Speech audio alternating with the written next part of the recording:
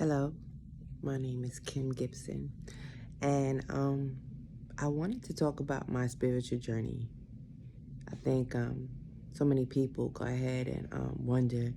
You ever see those people in church and they're so passionate about God, and you're like, I want to be like that. I want to feel what they're feeling, and somehow you feel a little something, but you got a little flicker, but you don't got a fire. I wanted the fire. So I've been going to church since I was a little girl. My mother would go to Catholic church. Um, as I got older, I decided to look on my own. I went to Baptist church. I felt it there. And then got married. I got married the first time, and that's how I ended up going to church, because I needed Jesus in my life just to get through it. And then my second marriage, he went to a non-denominational church, and his uncle was the pastor, and somehow I didn't get it. It just didn't move me the way it should. And, I believe that, you want to go with your husband, you should be going to different places. So I tried, but it didn't catch. So I'm really trying to make this really condensed. Okay, so I was diagnosed with MS, and after I got diagnosed with MS, I was working in the police department. I worked in the police department for 17 years. 11 of those years, I was in narcotics. And I guess when I first became a detective, I got diagnosed with MS, and I was like, whoa, this is not good. So I didn't believe it. In any case, what ended up happening is on my 17th year, I got really bad. My illness really took a hold of me, and they basically gave me like 5 years to live. So I was, I ended up being medically retired from the police department because of my MS. So when I first retired, the first 4 years were, in and out the hospital, nothing crazy. And then my 5th year came. And on my 5th year, I deteriorated to nothing. I was down to 115 pounds from like 140. And I went and did surgeries. I did stem cells. I had another, I think, neck surgery. And thinking that, okay, now I'm going to get better. And I didn't. I was taking over 30 pills a day just to maintain what I was going through. So, in one of my, while I was laid up in bed, I wasn't able to take a shower standing up. I was deteriorating because I couldn't cook for myself. I was living by myself. I didn't want to go food shopping. So, my sister went ahead and she bought me a little refrigerator so I wouldn't have to go to the kitchen. I would eat yogurt, something quick. So, needless to say, 115 pounds. Fragile, not even having energy to do anything, just laid up in bed. So I started praying, and I prayed, and it was a different kind of prayer. It was a prayer with, I always prayed, and I found comfort in my prayer. But this time was different. This time was a prayer like, God, if you give me one more chance, I'll change my life. But if this is your will, I accept it. Like Jesus, when he was about to die and be crucified, he accepted it, and I accept it. I accept whatever you give me. But if you give me one more chance, I will change my life. I will change my life. So something in me just had this strong desire to stop all my medications, which was insane because I was on really some serious pain medication, like Vicodin, Percocet. Like, I was on medication for a long period of time. So Plus, I was on steroids, all kinds of stuff, injectable steroids. I stopped everything, all types of pills for nerve, for muscles, everything. And I went through some severe withdrawals. So it got worse before it got better. However, I would say like by the second week, I went to take a shower and I stood up and I took my full shower standing up. My full shower standing up. And I got in the bed and I was exhausted. But that was that light. I just told him, just show me a light. If you just show me a light at the end of the tunnel, I'll change my life. And he showed me that light like it was going to get better. So, as time went on, every day came. I was standing to take my shower.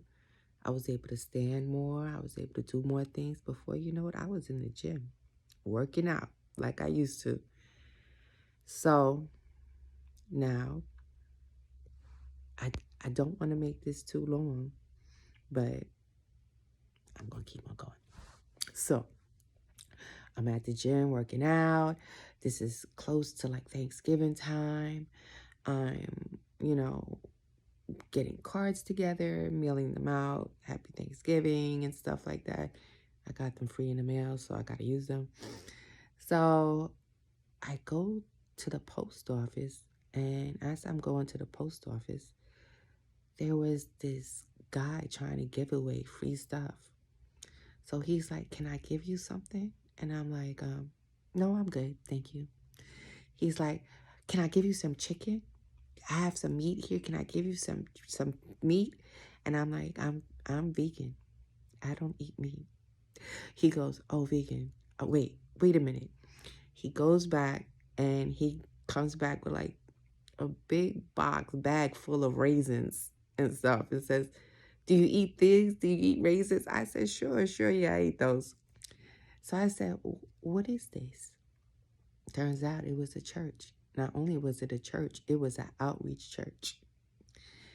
It was a church that fed the homeless, was up there for the people who had drug addiction. It had a housing place where it would house people of addiction, men of addiction, and help them go through the rehab of getting themselves together. So now I found a church where I would be feeding the homeless. Before I know it, I was doing ministry. I was going to the prisons. I was doing all kinds of things. Like I was just, yes. And I was growing spiritually every time. And I met a reverend. Her name was Reverend Madeline. And she kind of just took me under her wing. And we clashed. We clashed every now and then because, she was straight with the word of God. But when she prayed, she would pray for me, and the hair on my arms would stand up, and the tears would roll down my eyes. And I just felt it. Like I felt my flame, my little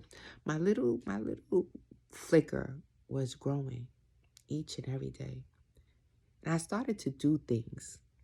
I started to feel like this strong desire in my heart to do certain things. So you know how people say God speaks to them. I'm like, okay, I'm waiting. I want to hear God's word. I want God to speak to me.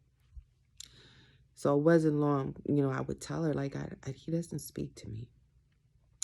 But I will say this, I feel myself at times, I get this strong feeling like I'm supposed to do something. And I don't know why. And it's not something that I would think I would want to do, and I'm going to give you some examples. My medication made me feel better. It made me, I didn't feel the pain as much. So to give up my medication was something that I would not have done,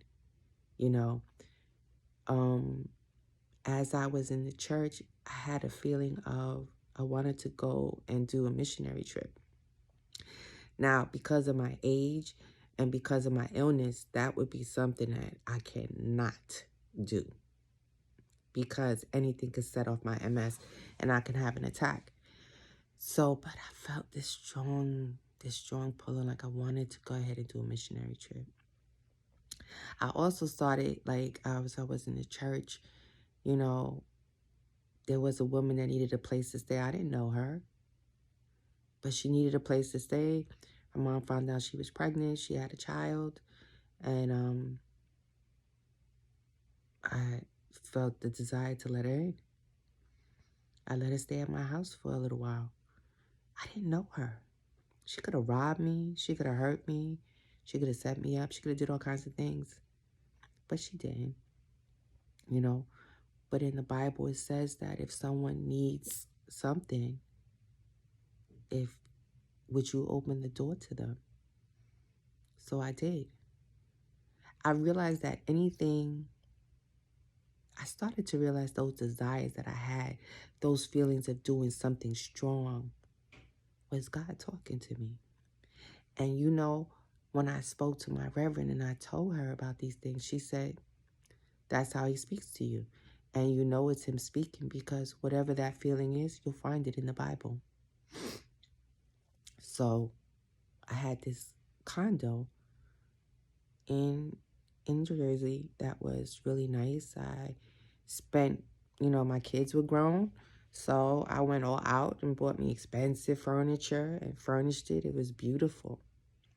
I paid a lot of money for my furniture. I had just me. I had 2 bedrooms, 2 bathrooms, a balcony, huge kitchen. Like, I had all this space just for me. And I got this desire to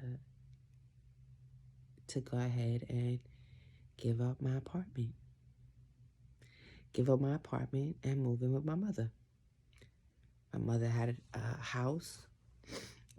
I felt like I was going to be doing ministry and I would be going away a lot. And, like, I wouldn't need a big apartment. I don't need to do that. So I gave away my furniture. I gave it to my daughter, and I paid a lot of money to give it to her. And then all the pieces that she didn't want, I donated it to the church. So this sounds crazy. Like, I spent like over $20,000, $25,000 on my furniture, and I just gave it away. That's not something I would do ordinarily.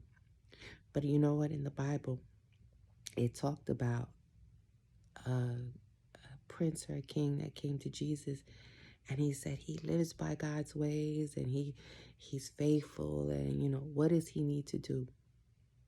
And Jesus said, sell all your riches. Give it away.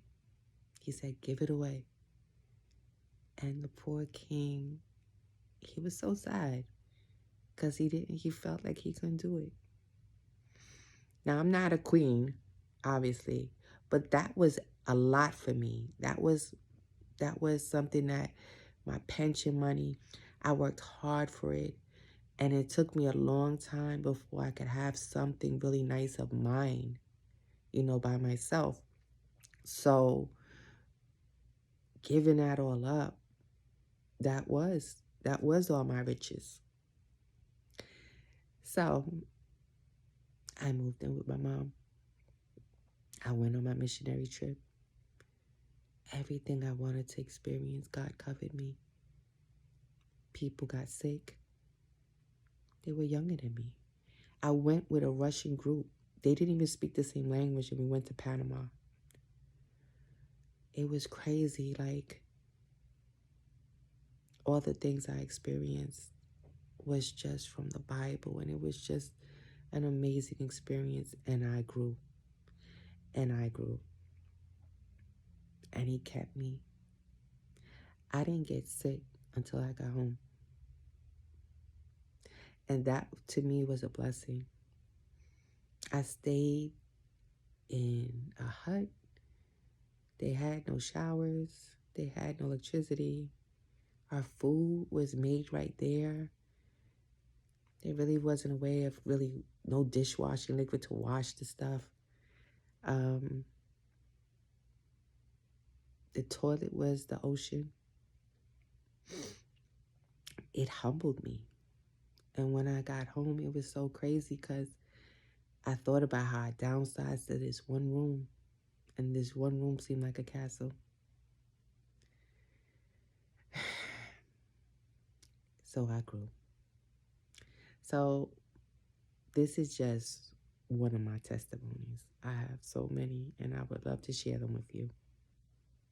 Stay tuned for the next one.